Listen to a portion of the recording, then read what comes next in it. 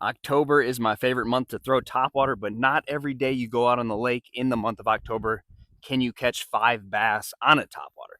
So I like to throw a balsa crankbait or your more buoyant, rounded, fatter, shallow running crankbaits this time of year because you need something subsurface that you can still throw in those heavy cover type areas, lay downs, docks, other places where you might throw a buzzbait and a frog, but they just won't commit to top.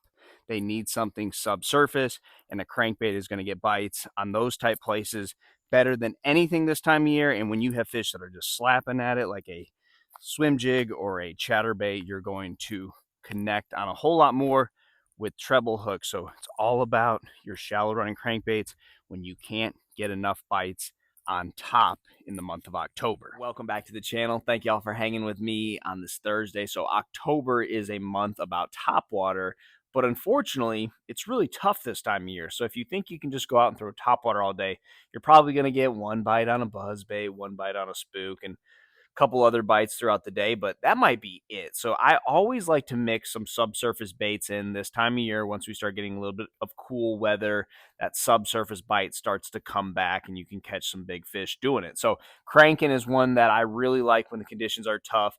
These little oversized square bills, these bigger, bulkier type square bills like a Wesley Secret, BDS2, and why I like these so much is I can take these baits and go fish these bigger community type areas where in the spring and in the summer, they'll get on specific parts of it, but with the bait fish kind of spread out, they'll use the entire thing. So the only way to catch fish consistently on these type spots is fish through the whole thing. And a lot of these spots aren't necessarily going to cater to topwater. So what I'm talking about is like a big rip-rap bank where you may have to fish down 400 yards of it to catch one bass, but that's worth it because you may be going an hour, 2 hours without a bite on all your other good stuff that you found. So it's just one of those deals where likable fishing areas where you attract a lot of fish and a lot of fishermen tend to pay off this time of year long as you fish them correctly. So I'm not saying you go and fish slow with something. I'm not saying you try to catch fish with top water on those situations, but go fish the whole thing. Use a high percentage bait like a square bill or a shallow running crankbait and just go down it because it's always important to not only be testing the top of the water, but also subsurface because top water is one of the more fickle bites in bass fishing, very conditional. Sometimes they just get off it and it doesn't even have anything to do with the conditions, it seems. So it's important to just go and fish. And it doesn't have to just be riprap banks if you don't have that.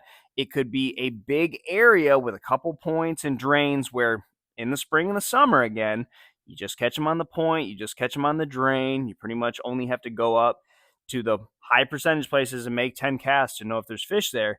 This time of year, it's like get on one end of it, start on that clay bank, fish all the way down that, go into the drain, come around the point, go to the next drain, come around the other point, and you're going to get your bites kind of just consolidated through that area. So it's not like any other time of the year. A lot of these fish are just relating to the bait, no longer on the structure, and the top water thing can be really good, and you should probably spend most of your day doing that. But I always keep a crankbait honest this time of year because I just feel like a crankbait in any condition, no matter how tough the fishing is, tends to always bail me out.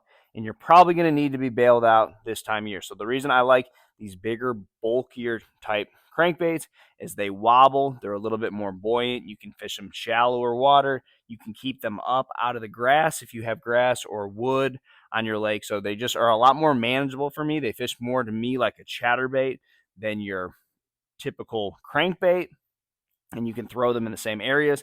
And when you've had fishing pressure accumulate where they just slap at a chatterbait, they slap at a swim jig, they're not getting those single hook baits good, the treble hooks will bail you out. So this is an insurance policy for the fall time.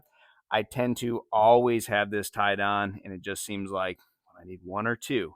And most of the time in these months, when it gets super tough, you're always looking for one or two bites. You're always going to have an hour or two in the day where it just seems to go dead. That's when you can pick this up. Go to a community type place where you know there's always fish. You're not really wasting a good fishing time of the day. and you will put some fish in the boat. So try these oversized square bill and shallow running crankbaits in the month of October when it gets tough. Good luck to you, and I'll see you on the water.